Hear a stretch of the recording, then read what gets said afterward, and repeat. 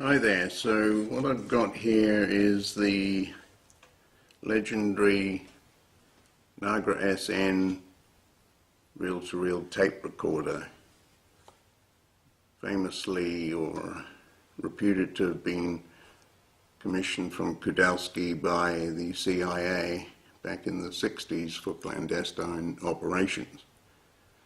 And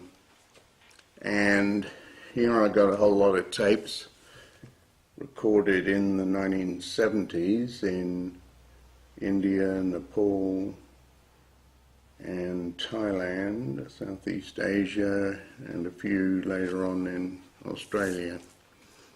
But there's lots of videos about recording that you can see on YouTube and the like. But the process of transferring and digitizing them into your computer so you can get control of the files, I found slightly problematic. So I thought I'd share some of the things that were involved in this. Now, the whole thing, Nagra SN, or Série Noire, Black Series, because of its clandestine characteristics and usage, is very tiny and quite fiddly. It doesn't have a built-in speaker. You do have an earphone socket that you can listen to the sound on, but transferring it out you'll need a special lead, not just any old jack, which I had someone make up for me. And of course, well, it's not impossible to transfer without the machine itself, but it'll make your life a whole lot easier if you do have one of the actual players. Now, they're serious collector's items now, so they're actually really expensive to purchase, maybe $2,000 or $3,000 US dollars or more, particularly if it's got other accessories with it.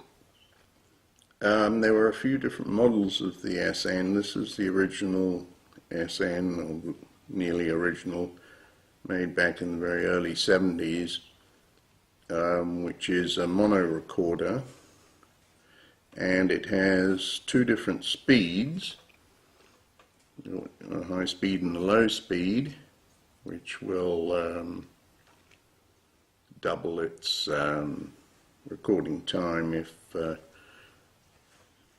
you select the lower speed. But obviously the best quality, and the quality is good, it would be recording on high speed. Now the other variable is they made at least 3 different kinds of tapes. And the red reel, which at the highest speed of 3/4 inch per second would record for 26 minutes. The green reel, these green reels, which were 38 minutes at the high speed, and they also did a blue reel, which would give you 47 minutes, and of course considerably longer if you use the low speed. And the quality with low speed is pretty good. I mean, given that the basic audio quality of this wonderful little machine was really high. Okay, so just 1 or 2 tips for the unwary that I discovered in doing my digitizing. Use tapes. Because they're very fiddly, there's no automatic rewind, so you actually have to put a spool in and manually rewind it. So this takes a couple of minutes and is bit of a bore. So typically what you find is once people have transferred it from the SN, by the way, these tapes are 1/8 of an inch if I remember rightly, almost exactly the same, if not the same as the tape that became used in audio cassettes. So, as I said, some tips around where, because of the difficulty in, or the hassle really of rewinding, once people transfer it, typically they would leave the tape on a spool tail out. In other words, it would need to be completely rewound to get to the start. And so when you have a bunch of tapes, more than not, they'll be tail out, that is. And a lot of the tapes had a yellow leader at the end. And at the front of the tapes, they usually had, like a green spool would have a green leader at the front, again, which would be helpful if it's there, because it'll tell you that it's head out and you can just load it up accordingly and run from the beginning.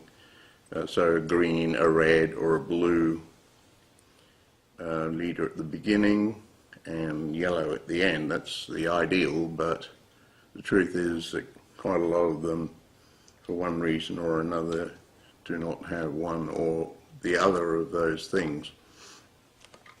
And the other thing, before I forget, most important is you can only digitize this in real time, of course, and you really must monitor it the whole time, because I found on several tapes that the recordings switched from high speed to low speed and even back to high speed and low speed during the recording on a reel. Now, if you don't monitor it, you're going to have a digitization with sections that are at the wrong speed. So you really have to monitor it and make sure that you've got the correct speed at all times. I will now show you how I've actually been doing it with the use of, I showed you before, the lead that comes out of the phone socket,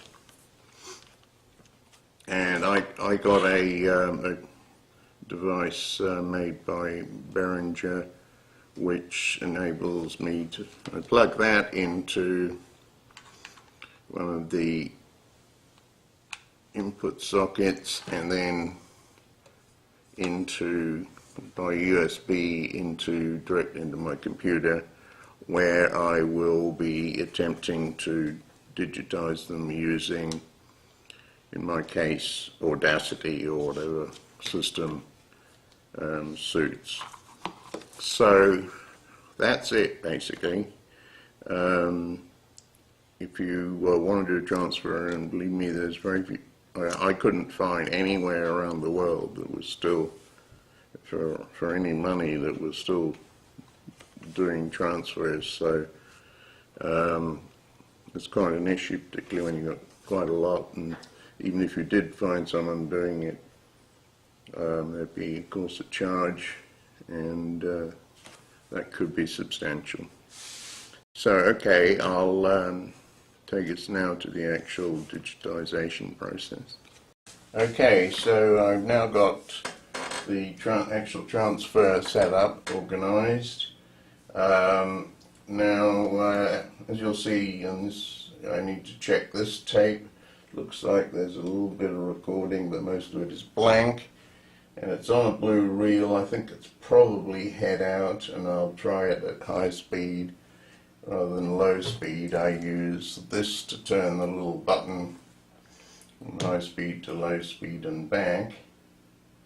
And of course the other thing is, I should have mentioned, is that just because it's on a blue reel doesn't mean originated on a blue reel and might have been transferred, like I'm going onto a green take-up spool and it might go back onto a red one or something. So you can really, easiest way to tell is by the time you end up with once you've played it through. Okay, so right, here it is coming out of there into the Behringer and into the USB port here. I've opened up Audacity, and in order to monitor it, I've got it set on MME up here, followed by Microsoft Sound Mapper. Even though it's mono, it's set to 2 stereo record, and speakers Realtek high definition, which happens to be work for this setup. I'm going on to it's recording, so I'm going to set it to record and then set it running, and we'll see what we get.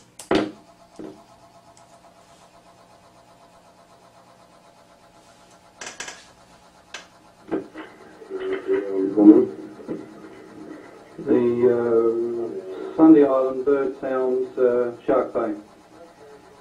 Okay, so this is a tape on high speed, recording birds, as it turns out, up in Shark Bay in Western Australia.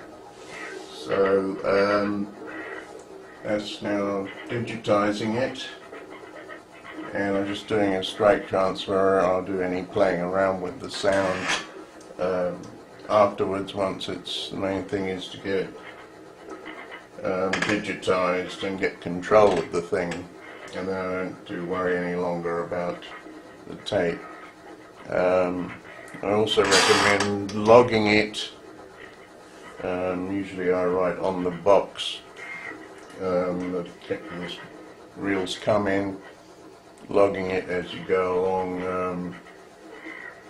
Well, since you have to listen to it, you have to monitor it in case they change speeds on you or anything like that. You might as well be logging it and save yourself some time later on. You could even be typing it into your computer as you go. So, okay, it's not very exciting, it's just bird sounds, but anyway, it's nice enough. Would have been done in the 80s, this, so quite a bit later than most of the tapes I've got. Alright, well, so I'll stop the recording and stop the player. So having done that, well, okay, I just go to File and Export, and I'm going to export it as a WAV file, WAV file, and put it on my desktop. So that's 1980 sometime. Shark Bay birds. Alright. Save it. Won't fill in any of the metadata. Just save it to the desktop. And here it is. Shark Bay birds, 1980s. Let's hope it's there. Because Shark Bay. Oh, there we go. So yes, I don't know why that is. I haven't got it set up quite right, but so there you have it. I now have transferred from the Nagra SN Tape and have control of the increasingly noisy birds. Okay, what else? I think that about covers it. I'll just send my notes.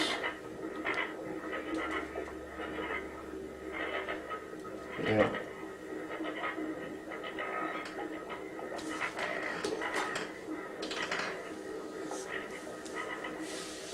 There we have it.